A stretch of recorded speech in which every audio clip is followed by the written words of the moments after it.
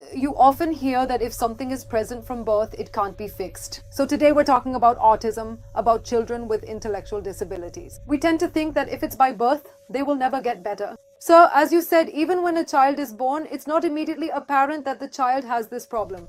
See, in some children, it's noticeable if the problem is very extreme. Okay.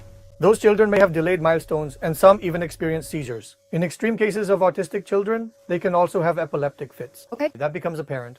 But if the problem is mild, often even the parents tend to ignore it, thinking maybe the child is just not that sociable. As the child grows, then what should I do? Another major challenge is that our society is such that even if their child is autistic, they don't want to call them autistic.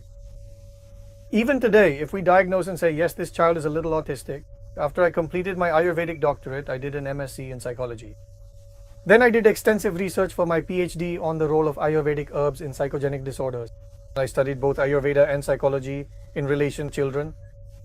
The biggest challenge among them was that when I had to treat a child, when someone would say that the child is a bit autistic, I would wonder if I recognize this, then are all children autistic, or how do I determine that? That acceptance, even that small acceptance, is very important. If a child is autistic and we accept it at an early age, then proper treatment can be given. Absolutely. That age passes by. When a child is 6, 7 or 8 years old, everyone around starts talking. Then the parents start to accept it. But by then, the crucial age at which the child could have received the best treatment has already passed. That's why in the treatment of autism, the very first step is to accept that the child is autistic. If the child is autistic and we start treatment at the right age, slowly and gradually, a major challenge that usually comes at a later age can be avoided. Autistic children can be protected from developing hyperactivity. The majority of autistic children are also hyperactive because you see the child is unable to express their feelings and has a lot of energy. They express those same feelings through hyperactivity, breaking things, hitting other children around them. Many autistic children are also hyperactive, although there are some children who are not hyperactive, but most of them tend to be hyperactive.